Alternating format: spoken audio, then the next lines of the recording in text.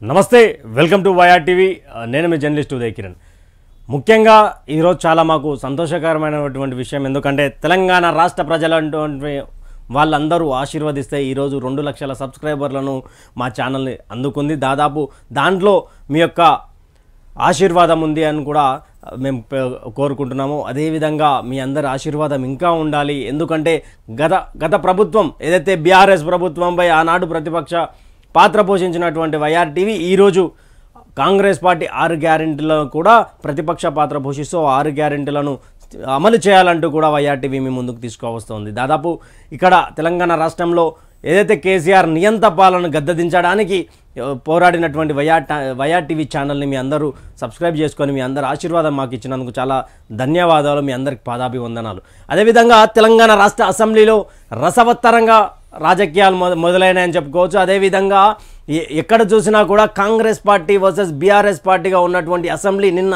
ఏకదాటిగా Congress party versus MIM పార్టీగా మారింది ఎందుకు మారింది అంటే అక్కడ కాంగ్రెస్ పార్టీకి సంబంధించినటువంటి మొదటిసారి గెలిచి అక్కడ మాట్లాడినటువంటి వ్యక్తి ఎవరైతే ఉన్నారో మానుకొండూరు ఎమ్మెల్యే కవ్వంపల్లి సత్యనారాయణ మాట్లాడుతూ 10 సంవత్సరాలు బీఆర్ఎస్ ప్రభుత్వంతో మీరు పొత్తులో ఉన్నారు కదా ఓల్డ్ సిటీ ఎందుకు డెవలప్ చేయాలి అన్న క్వశ్చన్ మార్క్ రైజ్ చేస్తే అక్కడ ఉన్నటువంటి ఎంఐఎం పార్టీకి సంబంధించినటువంటి అక్బరుద్దీన్ చంద్రాయన్గుట్ట ఎమ్మెల్యే ఎవరైతే ఉన్నారో ఆయన బచ్చగాని లేకుండా అంటూ కూడా ఆయనపై విరుచుకుపడ్డారు అసెంబ్లీ సాక్షిగా మొట్టమొదటిసారి ఇలాంటి వాక్యాలను కూడా కాంగ్రెస్ పార్టీ ఏకదాటిగా ఎంఐఎం మీద బీఆర్ఎస్ మీద దాడి చేసుకుంటూ వచ్చింది అదేవిధంగా బీఆర్ఎస్ పార్టీని కప్పిపుంచే ప్రయత్నంలోని ఎంఐఎం ఉందంటూ కూడా నిన్న రసవత్తరంగా అయితే రేవంత్ వర్సెస్ బీఆర్ఎస్ ఎంఐఎం అయితే నడిచింది మరి చూద్దాం ఈరోజు ప్రధాన వార్తలు ప్రధాన అంశాలు ఏమున్నాయో చూద్దాం ముఖ్యంగా వైఆర్ టీవీకి సంబంధించినటువంటి ఛానల్ని అయితే అందరూ సబ్స్క్రైబ్ చేసుకొని ప్రతినిత్యం ప్రజల కోసం అయితే పోరాడుతూ ఉన్నాం అదేవిధంగా వైఆర్ టీవీకి సంబంధించినటువంటి ప్రజా వెలుగు పేపర్ని తీసుకున్నాం దీంట్లో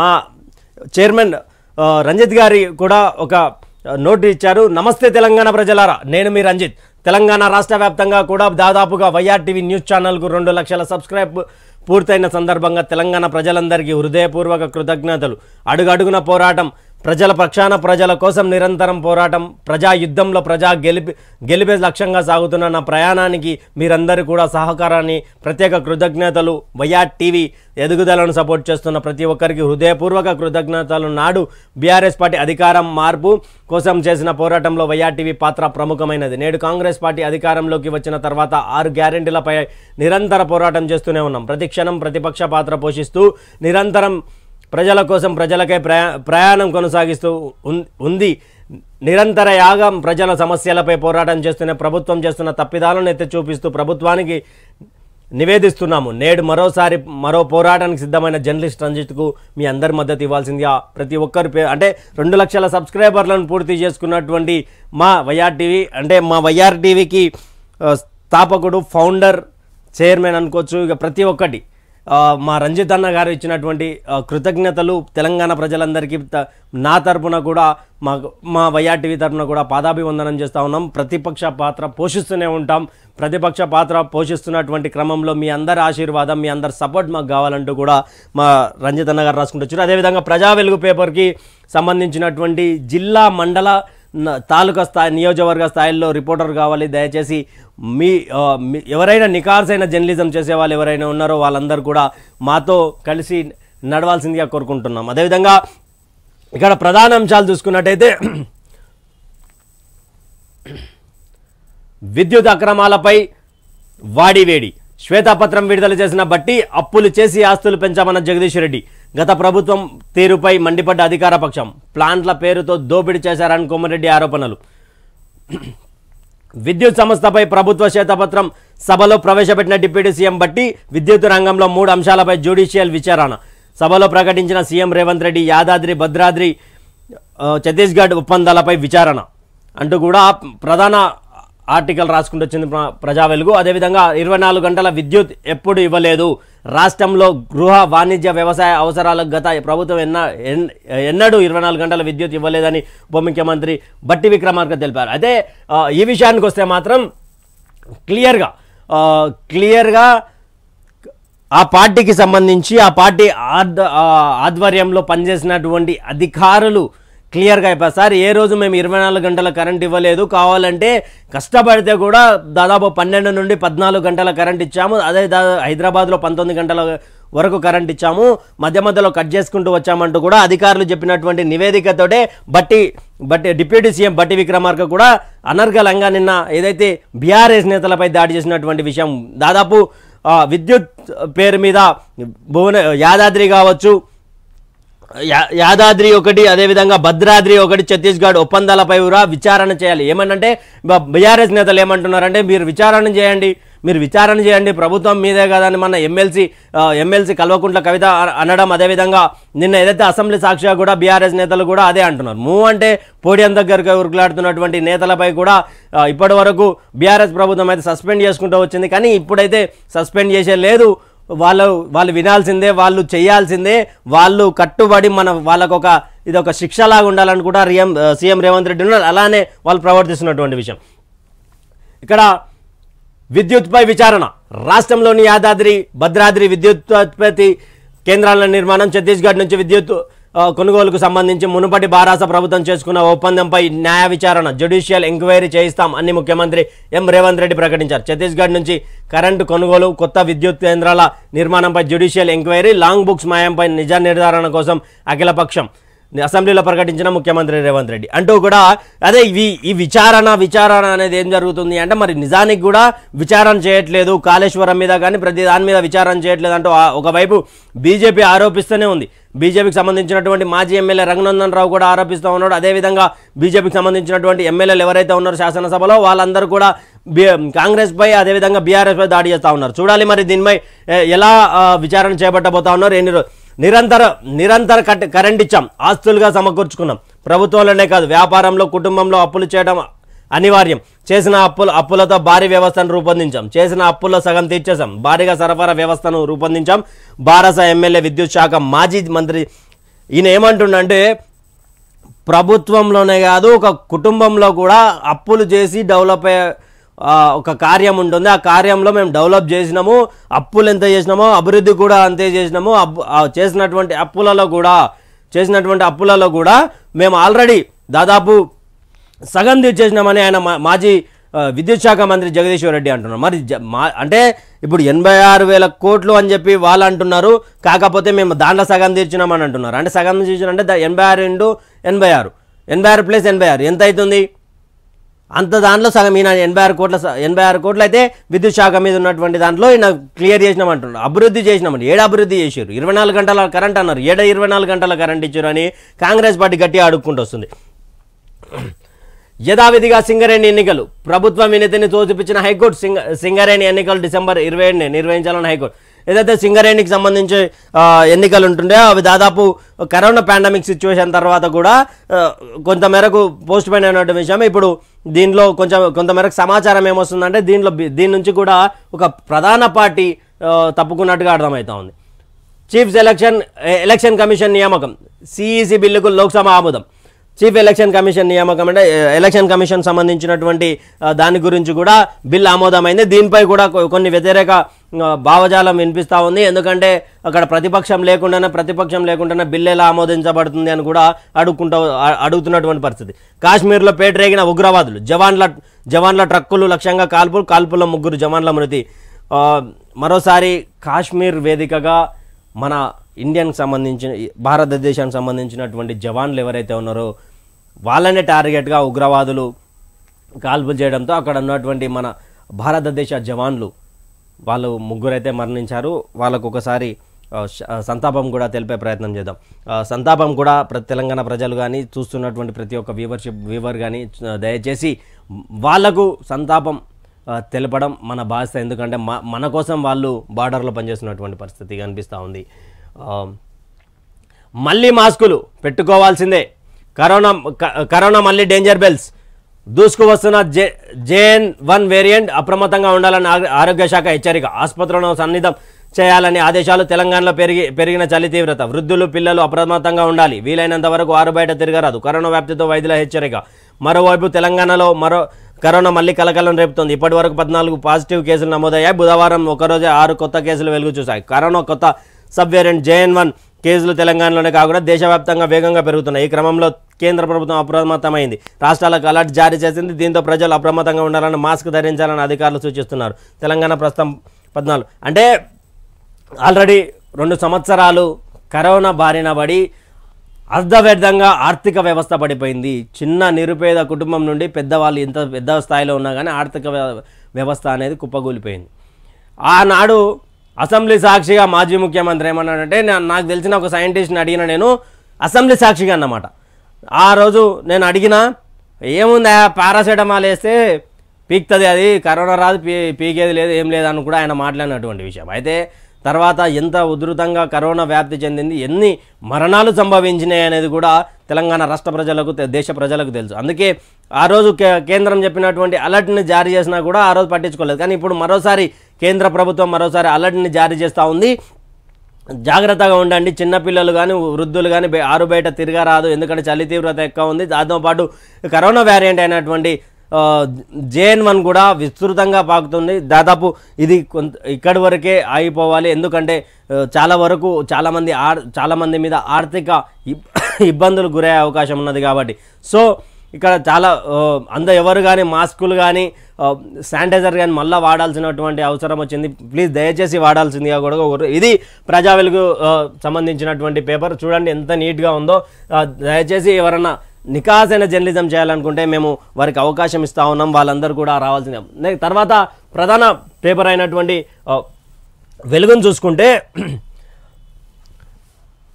నేను మొదటి నుంచి తెలంగాణ వాదిని, నాటి సాయుధ పోరాటం నుంచి మలిదశ తెలంగాణ ఉద్యమం వరకు ఈ గడ్డపై జరిగిన ఎన్నో పోరాటాల్లో ప్రత్యక్షంగా పాల్గొన్నా. నా తెలంగాణ గడ్డ గాయాల వీణ, ప్రతిరోజు ఈ నేల నెత్తురు కక్కింది, అయినా పోరాటాన్ని మాత్రం వదలలేదు. ఎట్లాంటి ఆర్థిక భారం లేకుండా పేద ప్రజలకు నాణ్యమైన విద్యను అందించే లక్ష్యంతో 1973లో బాగ్లింగంపల్లిలో అంబేద్కర్ కాలేజీని స్థాపించిన. నాటి రాష్ట్రపతి వివి గిరితో కాలేజీని ఓపెన్ చేయించిన. అప్పుడు అది ఒక మొక్క, ఆ తర్వాత శాఖోపశాఖలుగా విస్తరించి మహావృక్షమైంది. జి వెంకటస్వామి కాకకి ఈరోజు వర్ధంతి. ఆయన తెలంగాణ ఉద్యమకారుడు. తొలిదశ మలిదశ ఉద్యమాల్లో తెలంగాణ కోసం వినిపించినటువంటి నాయకుడు ఆయన. ఆయనకు వైఆర్టీవీ తరఫున కూడా వర్ధంతి తెలుపుతున్నాం. ఇక్కడ వెలుగు రాసుకొచ్చింది, విద్యుత్ సంస్థల అప్పులు 81,516 డిస్కిమ్ల కోట్లు. 81,516 కోట్లు అంటే దాదాపు మాజీ మంత్రి జగదీశ్వర్ రెడ్డి ఏం చెప్తున్నాడు, మేము సగం తీర్చేసినాం అంటున్నాడు. సగం అంటే దాదాపు 172 కోట్లు, 162 కోట్లు. అంటే ఇక్కడ 162 దాదాపు 170 కోట్ల వరకు అయితే మేము సగం తీర్చేసినామంటే 81,516 కోట్లు ఆయన తీర్చినట్టు ఆయన చెప్తా ఉన్నాడు. మరి తీర్స్తే ఇంకా అప్పుల భారం ఎందుకుందయా తెలంగాణ రాష్ట్రంలో? అప్పుల కూబి ఎందుకు అయిందయా? ప్రతి శాఖ ప్రతి ఫైలు అన్ని ఏది కదిలిచ్చినా అప్పుల కూబి అవుతుంది. దీని మీద కూడా నిన్న వాడివేడిగా చర్చ అయితే సాగింది. డిస్కిమ్ల నష్టాలు రూపాయలు 62,461 కోట్లు. భారీగా పెరిగిన జెన్కో ట్రాన్స్కో అప్పులు. ఛత్తీస్గఢ్ కారిడార్కు అప్పనంగా రూపాయలు 630.50 కోట్లు. ప్రభుత్వ సంస్థల బాకీలే రూపాయలు 28,842 కోట్లు. 10 ఏళ్ల విద్యుత్ రంగం పరిస్థితిపై శ్వేతపత్రం విడుదల చేసిన రాష్ట్ర ప్రభుత్వం.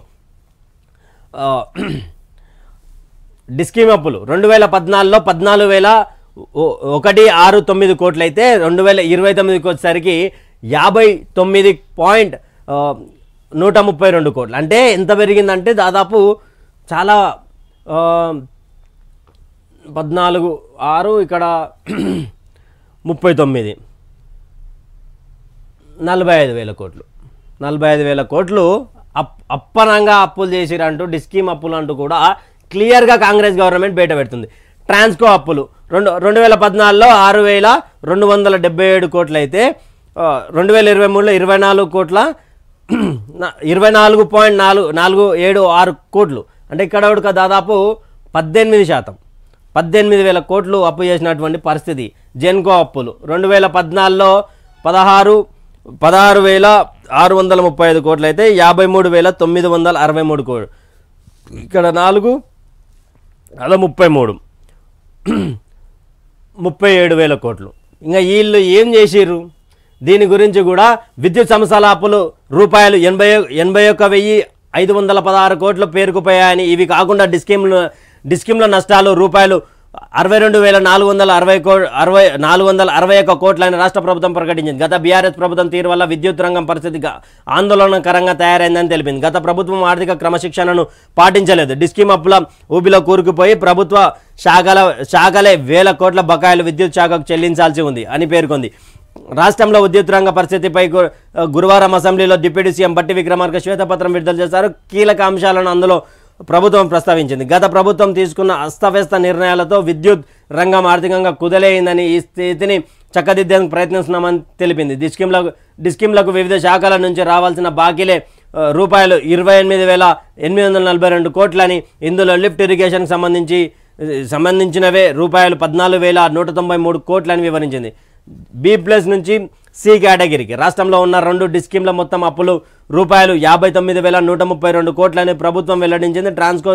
ట్రాన్స్కో అప్పులు రూపాయలు 24,476 కోట్లు అని, జెన్కో అప్పులు 53,963 కోట్లని తెలిపింది. ఈ అప్పుల కారణంగా దేశంలోనే డిస్కిమ్ల ర్యాంకింగ్లో తెలంగాణ డిస్కిమ్లు బి ప్లస్ ర్యాంకు నుంచి సి కేటగిరీలకు పడిపోయారని ఆందోళన వ్యక్తం చేసింది.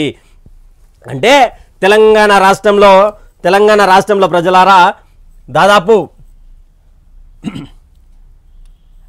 లాభాలలో ఉన్న తెలంగాణను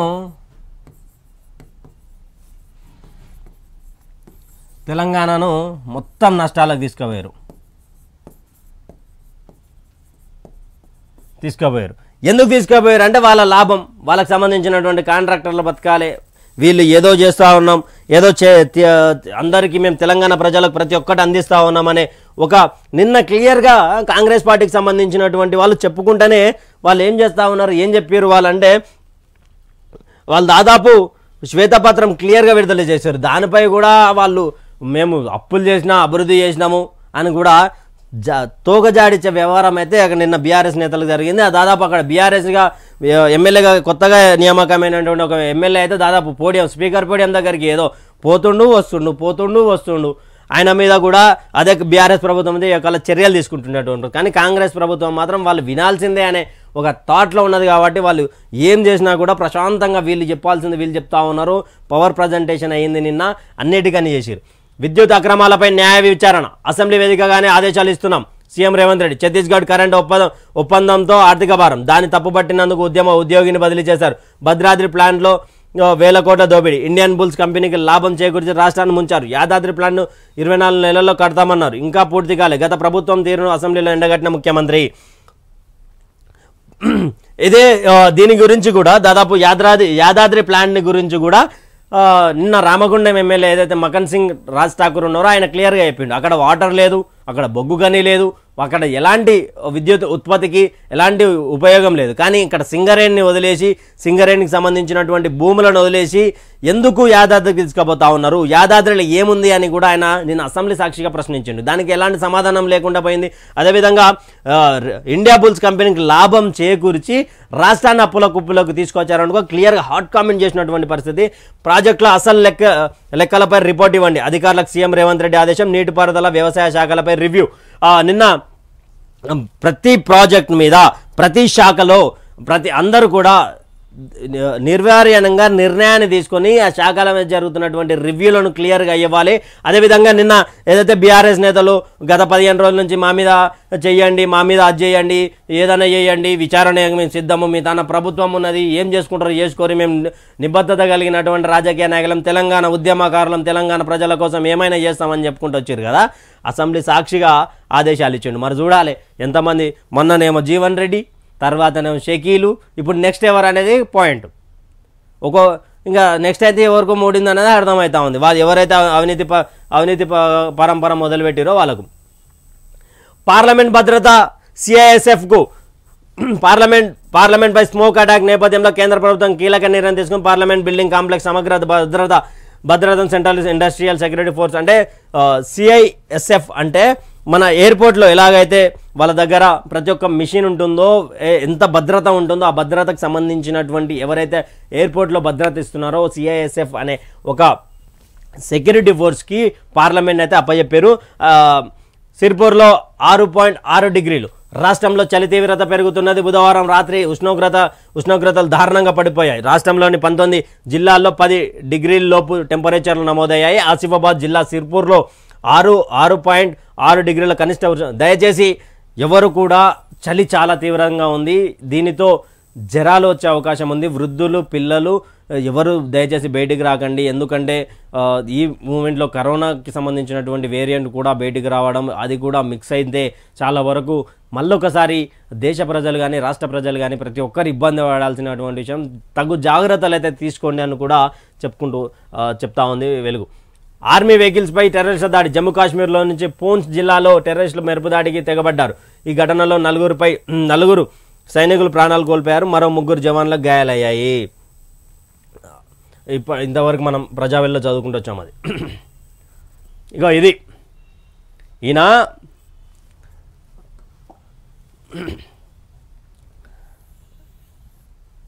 సీనియర్ శాసనసభ్యుడు అక్బరుద్దీన్ ఓవైసీ చంద్రాయన్గుట్ట ఎమ్మెల్యే 6 సార్లు గెలిచిండు అన్నమాట.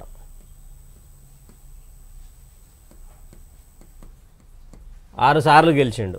అయితే నిన్న ఏదైతే మీరు ఓల్డ్ సిటీకి ఏం చేసిర్రు,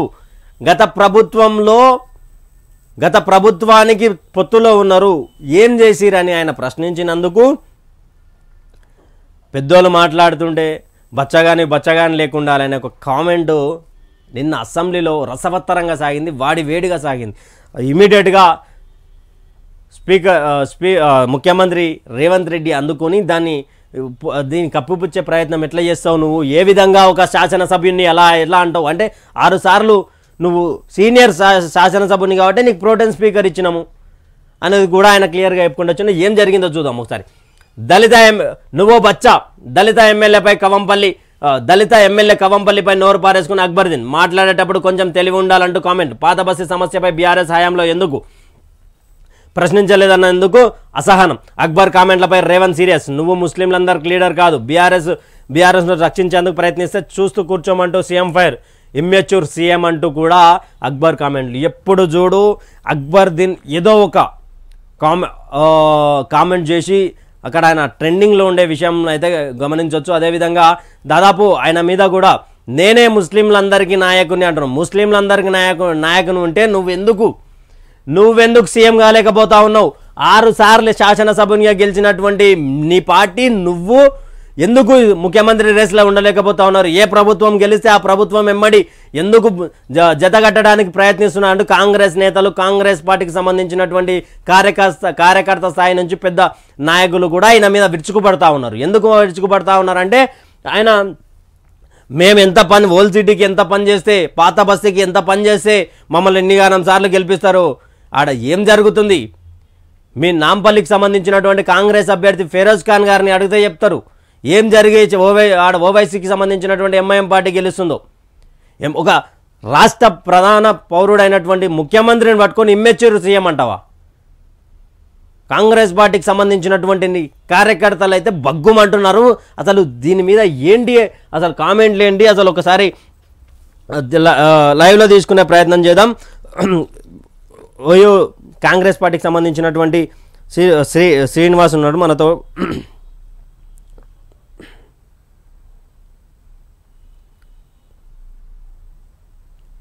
దీంట్లో శ్రీనివాస్ అన్న ఓయో అని ఉంటుంది. అయితే ఇక్కడ బీఆర్ఎస్ రక్షించేందుకే ప్రయత్నిస్తున్నాం అంటూ కూడా జెన్యూన్గా బీఆర్ఎస్ పార్టీకి సంబంధించి ఆయన క్లియర్గా అర్థమవుతా ఉంది. మరి ఎందుకు ఒకసారి గెలిచినా 2 సార్లు గెలిచినా ప్రజల పక్షాన ప్రజలు ఓట్లేస్తే గెలిచినటువంటి పరిస్థితి కదా. ప్రజలు ఓట్లేస్తే గెలిచినటువంటి పరిస్థితి. మరి ఏంటి అక్కడ ఈయన కామెంట్స్ ఎలా ఉంటాయి అంటే ప్రతి ఒక్కరిని రెచ్చగొట్టే కామెంట్స్. మరి నిజానికి కూడా ఓల్డ్ సిటీ గతంలో కాంగ్రెస్ గవర్నమెంట్ ఉన్నప్పుడు కూడా, కేసీఆర్ గవర్నమెంట్ ఉన్నప్పుడు కూడా ఆయన పాత బస్తీకి మెట్రో రైలు తీసుకోబోని పరిస్థితి. మరి అదే విధంగా రాయదుర్గం అసలు జనం లేనటువంటి పరిస్థితి నుంచి ఆయన కూడా తీసుకోపోయితే ఆ రోజు ఎవరు ప్రశ్నించలేదు దీని మీద. సో ఎలా చూడొచ్చు, నువ్వేం ముస్లింలందరికీ లీడరు కాదు అంటూ కూడా ముఖ్యమంత్రి అసెంబ్లీ సాక్షిగా ఆయన వేరే రెచ్చగొట్టిన. ఎందుకంటే నువ్వు ముస్లిం లీడర్ ఏం కాదు, నువ్వు ఒక్కనే ముస్లిం లీడర్ కాదు, కాంగ్రెస్ పార్టీకి కూడా ముస్లిం ఓటర్లు ఉన్నారు, ముస్లిం లీడర్లు ఉన్నారు అంటూ కూడా సీఎం కానీ అక్కడ సీఎంకి సంబంధించినటువంటి టీం కానీ పూర్తిగా విరుచుకుపడ్డటువంటి విషయం. చూడాలి మరి దీనిపై ఎలాంటి యాక్షన్ ఉండబోతోందో అసెంబ్లీలో. సింగరేణి ఎన్నికలకు హైకోర్టు గ్రీన్ సిగ్నల్, వాయిదా వేయాలంటూ దాఖలైన పిటిషన్ డిస్మిస్, ఈ నెల 20న ఎన్నికలు నిర్వహించాలని ఉత్తర్వులు. సింగరేణికి సంబంధించినటువంటి ఎన్నికలలో కూడా ఈ యొక్క ప్రతిసారి వాయిదా వేయాలంటూ దాఖలు చేసిన పిటిషన్ ఆల్రెడీ చాలాసార్లు జరిగింది కదా, జరిగినటువంటి దానిలో కూడా ఈసారి మార్చేది ఏం లేదు, ఎలక్షన్ జరగాల్సిందే అంటూ. జగదీష్ ఖబర్దార్, పార్టీ మారన్న వాక్యాలపై రాజగోపాల్ రెడ్డి ఫైర్. నేను రాజీనామా చేసి పార్టీ మారిన, మీ లెక్క 12 మంది ఎమ్మెల్యేలను లాక్కొని ప్రజాస్వామ్యాన్ని కూని చేయలే. నిన్న రసవత్తరంగా కోమటిరెడ్డి బ్రదర్స్ వర్సెస్ జగదీష్ రెడ్డి, మాజీ విద్యుత్ శాఖ మంత్రి ఎవరైతే ఉన్నారో వాళ్ళు మామూలుగా నడవలేదు అసెంబ్లీలో. నువ్వు నాకు చెప్పే స్థాయిలో నువ్వు లేవండి, కోమటిరెడ్డి వ్యాఖ్యలు చేస్తా ఉంటే నువ్వు వ్యక్తిగతంగా ఏకవచనం పెట్టి ఎలా మాట్లాడతావంటూ కూడా ఆయన ఫైర్ అయినటువంటి విషయం కనిపిస్తూ ఉంది. సో ఇక్కడ మరి నువ్వు ఒక పార్టీ మారిన వాళ్ళతో మేమేం మాట్లాడతామంటే, కేసీఆర్ కూడా తన రాజకీయ ప్రస్థానం ఎక్కడ మొదలైంది, కాంగ్రెస్ పార్టీలో మొదలై అదేవిధంగా టీడీపీలోకి పోయి టీడీపీలో మంత్రి స్థానం ఇవ్వకపోతే మళ్ళీ టీఆర్ఎస్ పార్టీ పుట్టుకొచ్చిందంటూ కూడా రాజగోపాల్ రెడ్డి గట్టిగా ఫైర్ అయినటువంటి విషయం. అదేవిధంగా గతంలో ఎర్రబెల్లి దయాకర్ రావు ఆయన నేను శాసనసభగా ఉన్నప్పుడు ఉరికించి కొడతా అన్నాడు. ఆ రోజు మీ సభ నిబంధనలు ఏమైనాయి, సభలో మీరు మాట్లాడినటువంటి మాటలు ఇన్ని రోజులు ఎక్కడైంది, ప్రతిపక్షానికి మైకి అన్నటువంటి మీరు ఈరోజు గొప్పలు చెప్తా ఉన్నారా? ఈరోజు కూడా మీరు ప్రభుత్వంలో భ్రమలో ఉన్నారు కదా, మీకంటూ చుక్కలు చూపిస్తామంటూ కూడా ఆయన చెప్పుకుంటారు. యాదాద్రి థర్మల్ ప్లాంట్లో జగదీష్ రెడ్డి 10,000 కోట్లు తిన్నాడు, మంత్రి కోమటిరెడ్డి వెంకటరెడ్డి. చూద్దాం ఒకసారి ఇది ఏదైతే ఈ యొక్క ఆరోపణ ఉందో అది ఏం రాసుకుంటూ వచ్చింది, అసలు 10,000 కోట్లు ఏంది, అసలు ఈయనది ఏంది, ఏం సంగతి.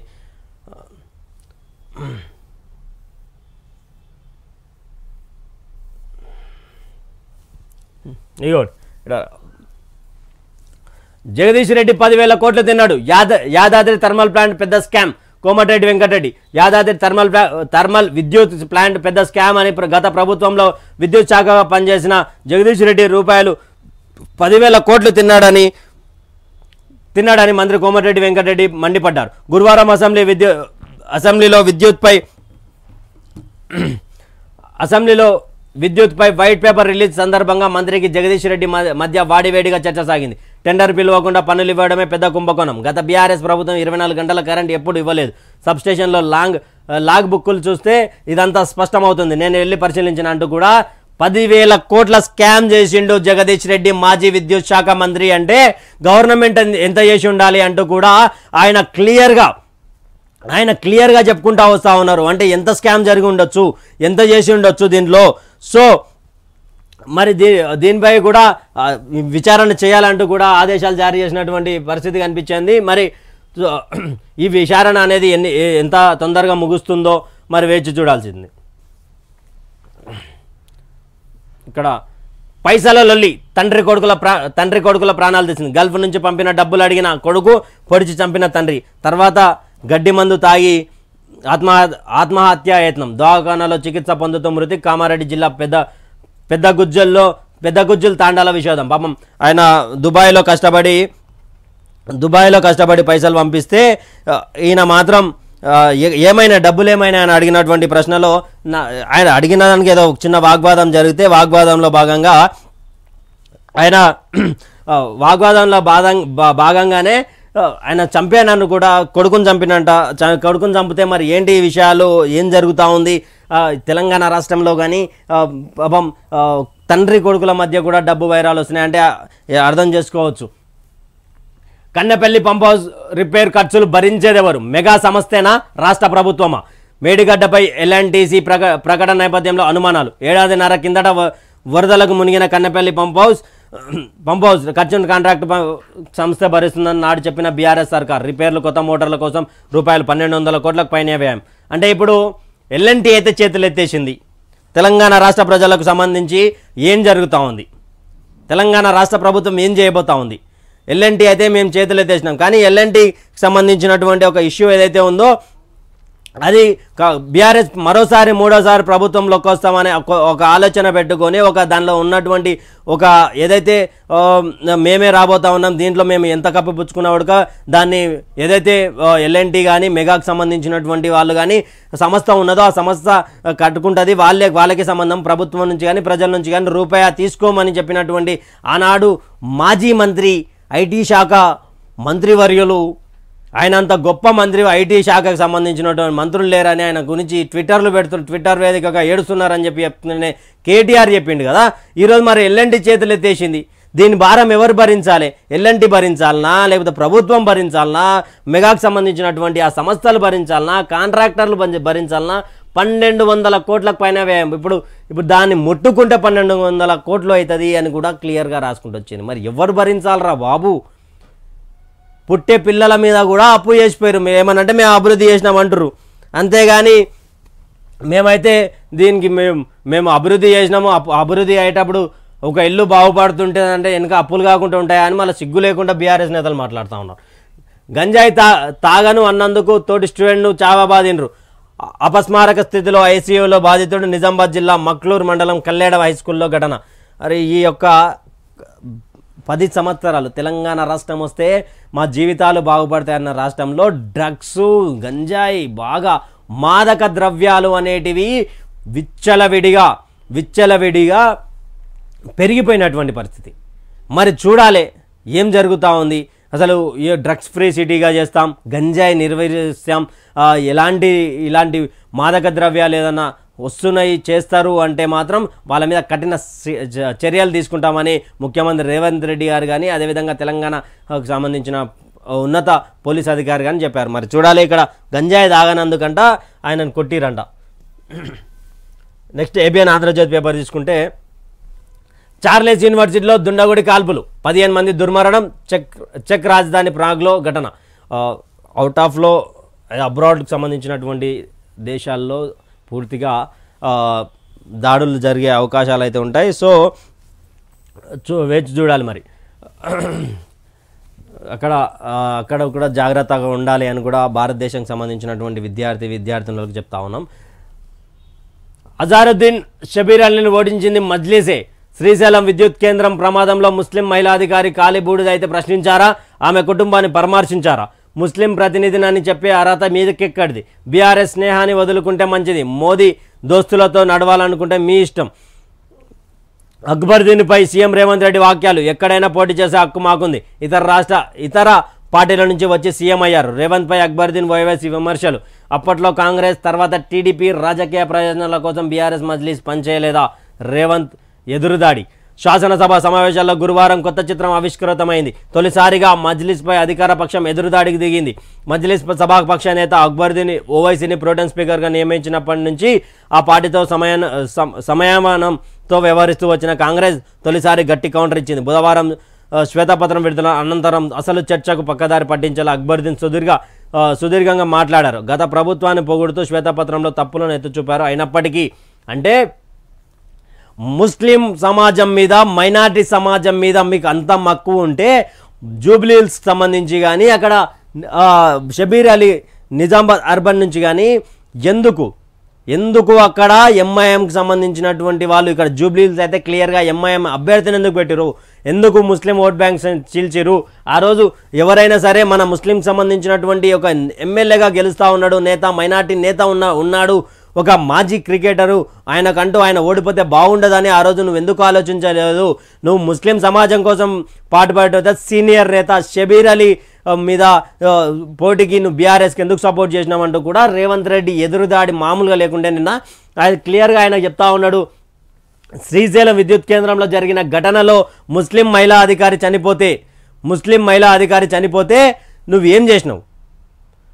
ఆ రోజు ప్రశ్నించలేందుకు? బీఆర్ఎస్ ప్రభుత్వంతో పొత్తులో ఉన్నందుక?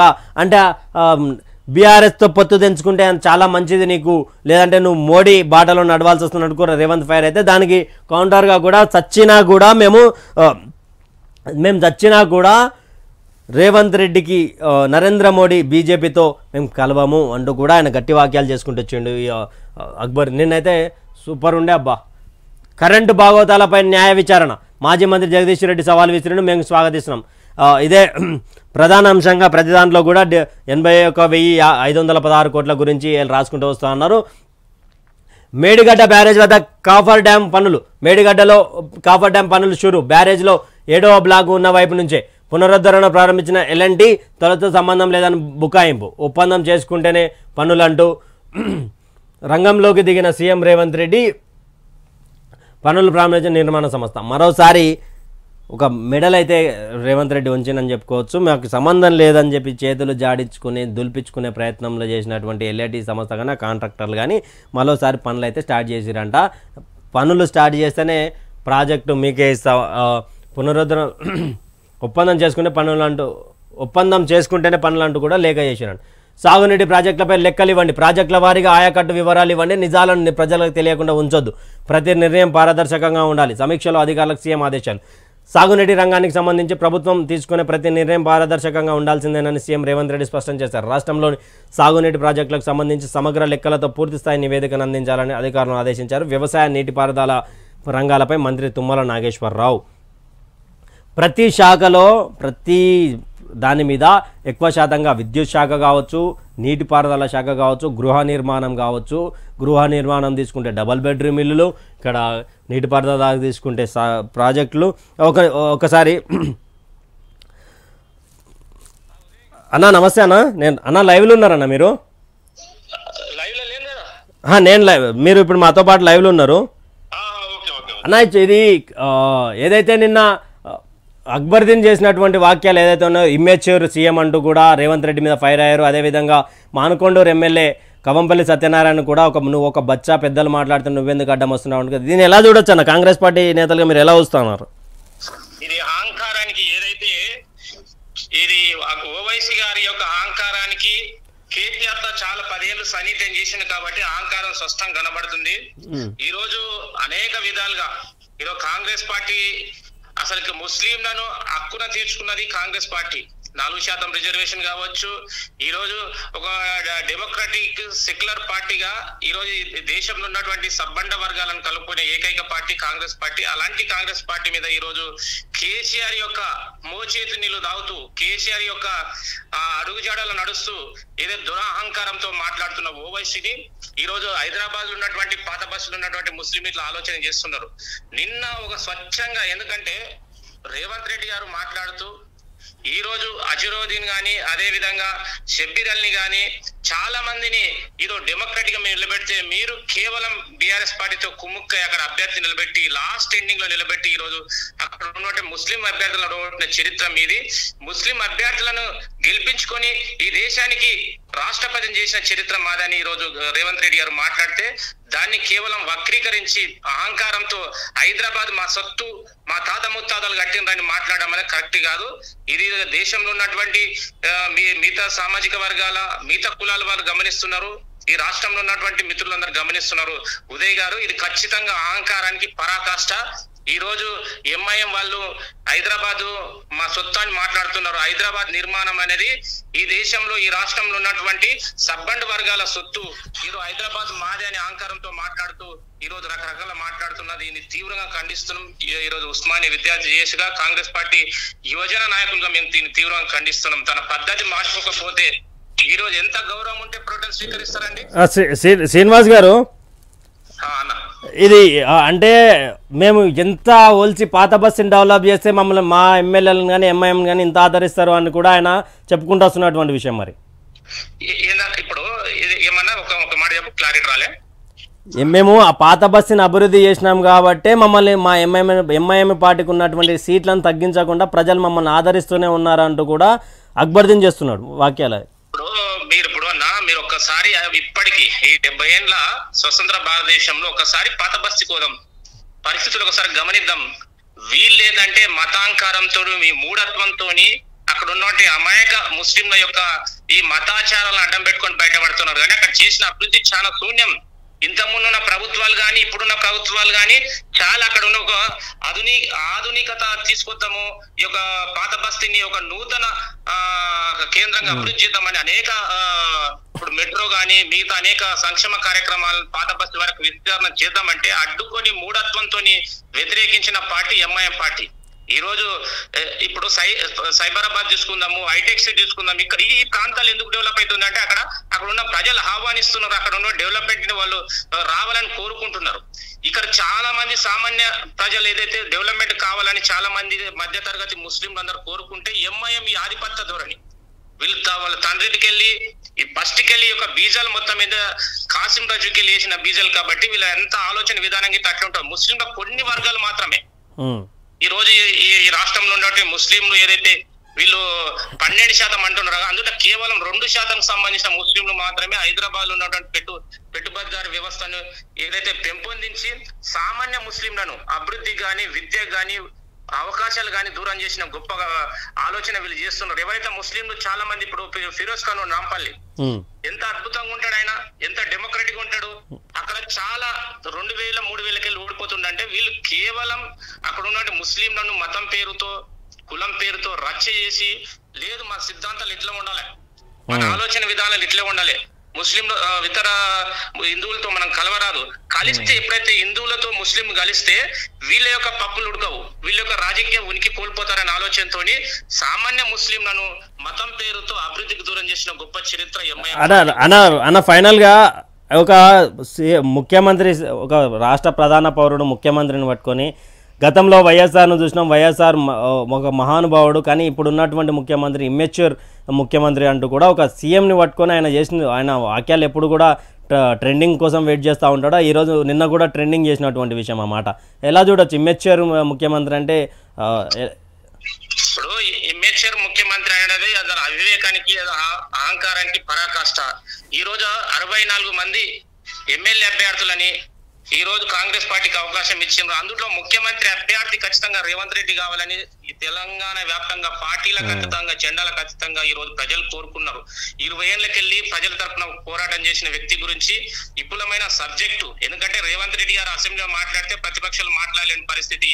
ఓవైసీ గారికి తెలుగు రాదు, ఎందుకంటే తెలుగులో మాట్లాడితే నాకు అర్థం కాని పరిస్థితుల్లో ఏదేదో ఎందుకు హైప్ కోసము ఏదంటే నేను ఇట్లా ఓవైసీ ఉండాలి, నా సమాజం ముస్లిం సమాజం అని నన్ను గొప్పగా మాట్లాడుతుందని ఈ రోజు గొప్ప వ్యక్తి మీద ఆకాశం మీద ఉమిస్తే మన మీద పడతాదని ఒక చిన్న ఇంకిత జ్ఞానాన్ని మర్చిపోతున్నాడు ఓవైసీ గారు. సో ఏదేమైనా వాళ్ళ కాలంలో దగ్గరకు వచ్చిందన్న ఎంతో కాలం లేదు. అంటే ఇప్పుడు అంటే ఇప్పుడు రేవంత్ రెడ్డి గారు కూడా నిన్న ఏం చేసిన అంటే ఏ ప్రభుత్వం ఉంటే ఆ ప్రభుత్వంతో జతగాడతారు మీరు, అందుకే మీకు అంటే ఇప్పుడు కాంగ్రెస్ పార్టీ ఎంఐఎంతో పొత్తు పెట్టుకునే అవకాశం ఏమైనా ఉందా లేదా? మరి ఫైనల్ లేదన్న, ముమ్మాటికి లేదు. మేము ఎవరితో పొత్తు పెట్టుకునే సమస్య లేదు. మాకు ప్రజలు సంపూర్ణ మెజార్టీ ఇచ్చిండ్రు. వాళ్ళ ఆ మెజార్టీని గౌరవిస్తూ 5 ఏళ్ళు వాళ్ళకి ఏదైతే మేమైతే 6 గ్యారెంటీలు అన్నామో దాన్ని సంపూర్ణంగా ఇంప్లిమెంట్ చేసే బాధ్యత ఈ రోజు మా రాష్ట్ర ప్రభుత్వం మీద, మా ముఖ్యమంత్రి మీద ఉంది. ఎంఐఎంతో మాకు అవసరం లేదు, ఇతర బీఆర్ఎస్ పార్టీ ఎమ్మెల్యేలతో మాకు సంబంధం లేదు. మాకు ప్రజలు సంపూర్ణ మెజార్టీ ఇచ్చిండ్రు, వాళ్ళతో ఇంకేం అవసరం చెప్పండి. రైట్, థ్యాంక్ యూ అన్న, థ్యాంక్ యూ మార్నింగ్ న్యూస్లో వచ్చినందుకు మీరు ధన్యవాదాలు అన్న. థ్యాంక్ యూ అన్న. ఓకే రైట్, ఇవి చూశారు కదా కాంగ్రెస్ పార్టీకి సంబంధించినటువంటి నేతలు కూడా బగ్గుమంటున్నారు. ఆయన ఎంతసేపు ఉన్న ఒక మైనార్టీకి సంబంధించినటువంటి దాంట్లో నేను లీడర్ని, నేను ఇది చేయాలి అనే ఆశలో ఉంటాడు తప్ప ఆయన చేసేది ఏం లేదంటూ కూడా రాసుకుంటూ వచ్చాను. సింగరేణి ఎన్నికలు 27 దాదాపు ఈ వార్త కూడా మనం చదువుకుంటూ వచ్చాం. కాకపోతే ఇక్కడ ఇంట్రెస్టింగ్ వార్త ఏంటి అంటే సింగరేణి బరిలో నుంచి వైదొలిగిన బీఆర్ఎస్ ఎన్నికల్లో పోటీ వద్దన్న అధిష్టానం నిర్ణయంపై కార్మిక నేతల వ్యతిరేకత. టీబీజీకేఎస్ నేతలు వెంకట్రావు, రాజిరెడ్డి, మల్లయ్య రాజీనామా, అదే బాటలో మరికొందరు నేతలు ఐఎన్టీయూసీలో చేరికకు సిద్ధం. మరి పొత్త పోరాటమా? సింగరేణి ఎన్నికలపై నేడు కాంగ్రెస్ సిపిఐ సమావేశం. అంటే ఆల్రెడీ సిపిఐ కాంగ్రెస్ పార్టీ పొత్తులో భాగంగా శాసనసభ ఎన్నికలకు వెళ్ళినటువంటి పరిస్థితి కదా. చూడాలి మరి ఇక బీఆర్ఎస్ పార్టీ నుంచి అమౌంట్ డబ్బు లేకనే మనం వైదొలుగుతున్నామంటూ కూడా అక్కడ ఉన్నటువంటి నాయకులకు చెప్పుకుంటూ వచ్చారంట. ప్రధాని జేబుదంగా రాహుల్ గాంధీ చేసిన వ్యాఖ్యలపై కేసు, ఆయనపై 8 వారాల్లోగా చర్యలు తీసుకోండి. ఈసీకి ఢిల్లీ హైకోర్టు సూచన. ఎప్పుడు కూడా రాహుల్ గాంధీ కూడా నరేంద్ర మోడీ ప్రధానిపై చేస్తున్నటువంటి వ్యాఖ్యలకు ప్రతి ఒక్కటి ఆయనకు యాంటీగానే మారుతున్నటువంటి విషయం కనిపిస్తూ ఉంది. కొడుకును చంపి ఆపై విషయం తాగి, అదే దుబాయ్కి సంబంధించినటువంటి వార్త. ఇది చలి పంజా అంటూ కూడా ఏబిఎన్ ఆంధ్రజ్యోతి రాసుకుంటూ వచ్చింది. పల్లవి ప్రశాంత్కు రిమాండ్, చెంచల్గూడ జైలుకు తరలింపు, బెయిల్కు దరఖాస్తు, బస్సు అద్దాలు పగలగొట్టిన 16 మందిలో 12 మంది జైలుకు, బిగ్ బాస్ నిర్వాహకులపై చర్యలు తీసుకోవాలి సీజేకు నారాయణ లేఖ. ఏదైతే బిగ్ బాస్ ఉందో అసలు ఎవరికి నిజానికి కూడా నేను ఒక సమయంలో కొంతమందికి ఫోన్ చేసి బిగ్ బాస్లో పల్లవి ప్రశాంత్ని అని స్టేటస్లు పెడుతున్న క్రమంలో వాళ్ళకి ఫోన్ చేసి అడిగింది ఏంటంటే, భారతదేశంలో ఉన్న తిండికి వాళ్ళు న్యాయం చేసారు, 12 మంది గోల్డ్ మెడల్ తెచ్చారు కదా, 12 మంది గోల్డ్ మెడల్ తెచ్చారు కదా, మరి 12 మంది పేర్లు ఏమన్నా తెలుసా అంటే, మాకేం అవసరం అన్న గాలతోటి, మాకేమన్నా అవసరమా అని. మరి బిగ్ బాస్లో పల్లవి ప్రశాంత్ కదా, బిగ్ బాస్ అనేది ఒక రైతు బిడ్డ గెలిచింది అన్నీ కాదమ్మా, జనరల్ నాలెడ్జ్గా భారతదేశం కొట్లాడినటువంటి వాళ్ళ గురించి తెలుసుకోండి, వాళ్ళ గురించి ఆలోచించండి. మీరు అనవసరంగా దీనిల గురించి అభిమానులు సరే కష్టపడ్డాడు పైకి వచ్చినటువంటి వ్యక్తిని, వాళ్ళకి సంబంధించిన అభిమానులు ప్రభుత్వానికి సంబంధించినటువంటి ఆస్తులు పగలగొట్టడంతో కేసు ఫైల్ అయిందని కూడా, రిమాండ్ కూడా అని కూడా రాసుకుంటూ వచ్చింది. ఆ మాటలు ఇక వద్దు, రాజకీయ ప్రసంగాల్లో అంగవైకల్యానికి సంబంధించిన పదాలు వాడొద్దు, పార్టీలు నేతలు గౌరవంగా వ్యవహరించాలి, ఎవరైనా ఉల్లంఘిస్తే చర్యలు వర్తిస్తాయి, అన్ని పార్టీలకు ఎన్నికల సంఘం సూచన. అయ్యో ఇక ఇప్పటి నుండి రాజకీయ ప్రసంగాలలో అడ్డగోలి అయిన మాటలు మాట్లాడితే వాళ్ళ మీద చర్యలు తీసుకుంటామనుకుంటుగా ఎలక్షన్ కమిషన్. సాగుతున్న రైతు బంధు, ఇప్పటి ఎకరంలోపే రైతులకు మాత్రమే అందిన సాయం, 12 లక్షల మంది రైతుల ఖాతాల్లోనే నగదు బదిలీ, ఎకరంలోపు వారిలో 10 లక్షల మందికి అందని సాయం, మొత్తానికి ఇంకా 58 లక్షల మందికి ఎదురుచూపులే, సంక్రాంతిలోపు నిధులు సర్దుబాటు అవుతాయా?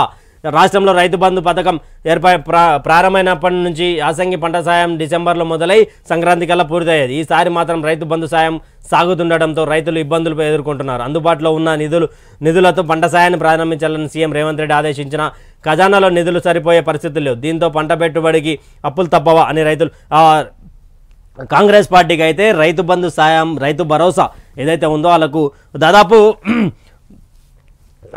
12 లక్షల మందికే రైతులకే ఖాతాల్లో ఎకరంలోపు ఉన్న 12 లక్షల మంది రైతులకు జమ అయిందంట యాసంగి పంటకు సాయం. మరి ఇప్పుడు ఎంతమందికి ఇంకా వెయిట్ చేస్తున్నటువంటి పరిస్థితి కనిపిస్తూ ఉంది. సో అక్కడ ఉన్నటువంటి ఆర్థిక పరిస్థితుల వల్ల ఇక్కడ రైతు భరోసా చేయొచ్చా చేయలేమా అనే ఆలోచనలు కూడా మొత్తానికైతే సంక్రాంతి లోపు చేస్తారు అనే ఆలోచనలు అయితే చేసే అవకాశం ఉందంటూ కూడా రాసుకుంటూ వచ్చింది.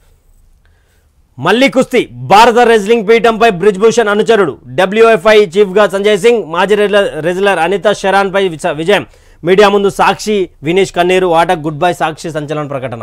ఏదైతే బ్రిజ్భూషణ్పై వచ్చినటువంటి ఆరోపణలు ఏదైతే ఉన్నాయో దానివల్ల ఆయనను తీసేయడం, అదేవిధంగా ఆయన అనుచరుడైన సంజయ్ సింగ్కు అవకాశం ఇవ్వడంతో అక్కడ ఉన్నటువంటి సాక్షి కానీ వినీష్ కానీ కన్నీరు పెట్టుకొని మరోసారి మేము కుస్తీ పడలేమంటూ కూడా రాసుకుంటూ వచ్చినటువంటి వార్త. వాళ్ళు రాజీనామా వాళ్ళ ఆటకు కూడా వాళ్ళు ఎండ్ పలికినటువంటి విషయం.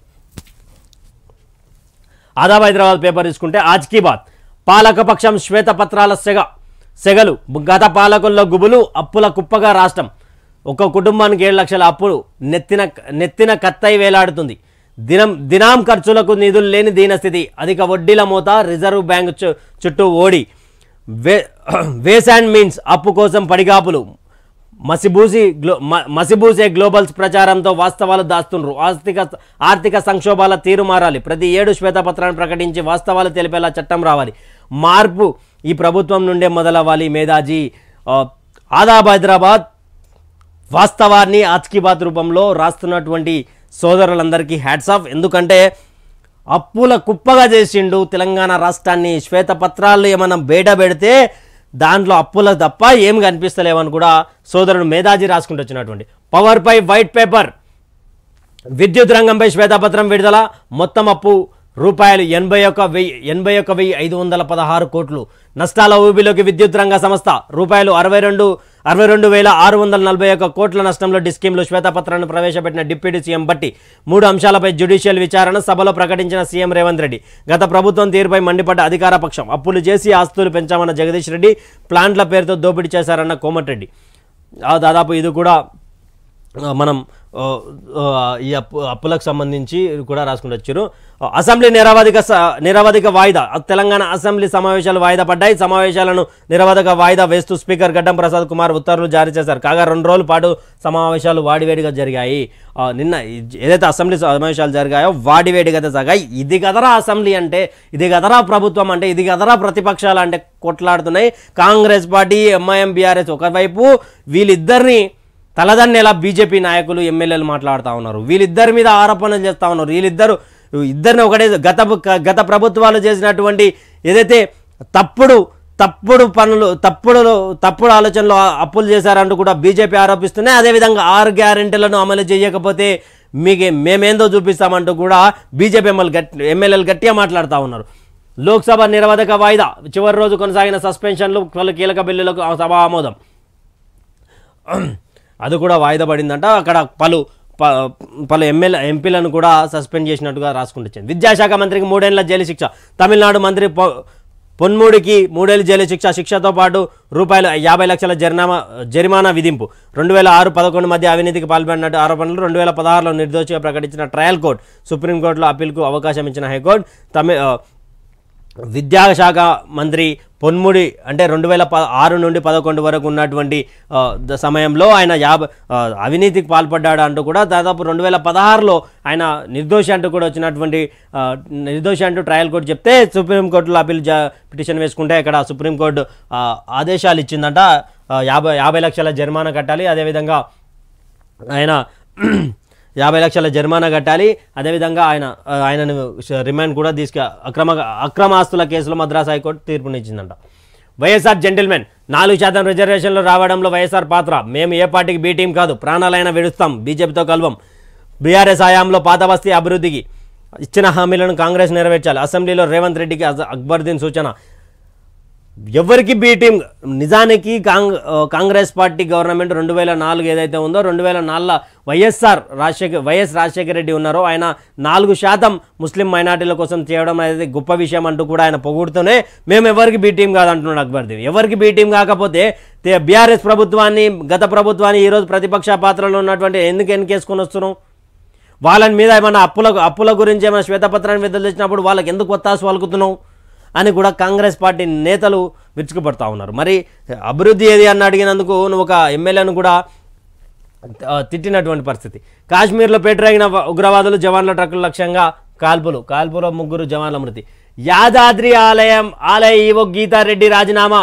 దేవాదాయ కమిషనర్ ఆదేశాల మేరకు రాజీనామా చేసినట్లు వెల్లడి. నూతన ఈవోగా రామకృష్ణారావు బాధ్యతల స్వీకరణ. 14 ఏళ్లుగా లేని ధర్మకర్తల పాలక మండలి సామాన్యులకు నష్టం కలిగించిన గీత నిర్ణయాలు. ఎవరైతే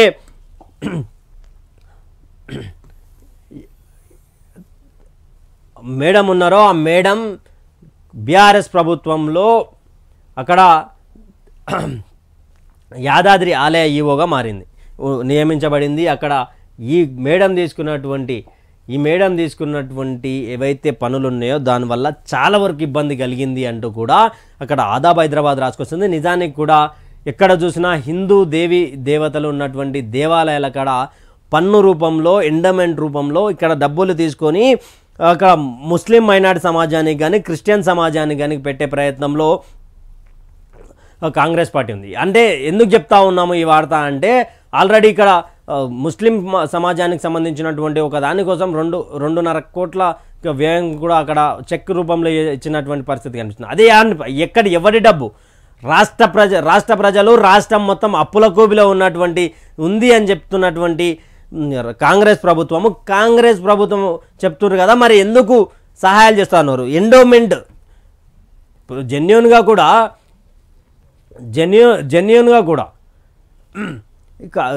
ఎండోమెంట్ మీద దేవాలయాల మీద వచ్చినటువంటి సొమ్ముని ఎందుకు అక్కడ ఇచ్చే ప్రయత్నం చేస్తూ ఉన్నారు? ఎందుకు మసీదులు కానీ చర్చిలు కానీ ఎండోమెంట్ చేయట్లేదు? వాళ్ళేమో ప్రైవేటీకరణ ఉంటారు. హిందూ దేవాలయం ఎండోమెంట్లో ఎందుకు ఉండాలి అనేది కూడా హిందూ సంఘాలు బలంగా తీసుకువస్తూ ఉన్నాయి. మరి కానీ వాళ్ళు ఏమనుకున్నారంటే ఈసారి భారతీయ జనతా పార్టీ రాబోతా ఉంది, భారతీయ జనతా పార్టీ వస్తే ఎండోమెంట్ ఎత్తేసే అవకాశాలు ఉంటాయని కూడా అనుకున్నారు. కానీ కొంతమేరకు కాంగ్రెస్ పార్టీ వచ్చినా కూడా రాగానే హిందూ సంఘాలకు షాక్ ఇచ్చినటువంటి పరిస్థితి. ఎందుకు షాక్ ఇచ్చింది అంటే ఇక్కడ ముస్లిం అయినా ఎండోమెంట్ ఎక్కడి నుంచి ఇస్తున్నారు ఎండోమెంట్ ఇచ్చి మా ఎండోమెంట్ డబ్బుల నుంచే ఇస్తూ ఉన్నారు. దేవాదాయ కమిషనర్ ఆదేశాల మేరకు రాజీనామా చేసినట్లు వెల్లడి. నూతన ఈవోగా రామకృష్ణారావు బాధ్యతల స్వీకరణ. 14 ఏళ్లుగా లేని ధర్మకర్తల పాలక మండలి ఎంత ముద్దుగుండాయా యాదగిరి గుట్ట అంటే ఒక ప్రశాంతమైన వాతావరణం ఉండే. ఇప్పుడు ఆడైనా బండి పెట్టాలంటే పైసలు, ఇంకేడైనా ఏమైనా పెట్టాలంటే పైసలు, కారు పెట్టాలంటే పైసలు, గుట్ట మీదకి ఎక్కాలంటే పైసలు, గుట్ట కింద నుంచి దిగాలంటే పైసలే, నడవాలంటే పైసలే, నీళ్ళు తాగాలన్న పైసలు, ప్రతిదీ పైసలతో. ఏ గుడికి పోయినా హిందూ దేవాలయాలకు ఏడికి పోయినా పైసలు కట్టలు అయిపోతాయి. యథావిధిగా సింగరేణి ఎన్నికలు, ప్రభుత్వ వినతిని తోసిపుచ్చిన హైకోర్టు. ఇది ఈరోజు ఉన్నటువంటి ప్రధాన వార్తల్లో ఎక్కువ శాతంగా అసెంబ్లీలో జరిగినటువంటి వాడివేడి చర్చనే చూసుకుంటూ వచ్చారు కదా. అదేవిధంగా అక్బరుద్దీన్ చేస్తున్నటువంటి వాక్యాల మీద కూడా కాంగ్రెస్ నేతలు పూర్తిగా బగ్గుమంటున్నారు. మనం లైవ్లో కూడా కాంగ్రెస్ నేతతో మాట్లాడే ప్రయత్నం చేసినాం.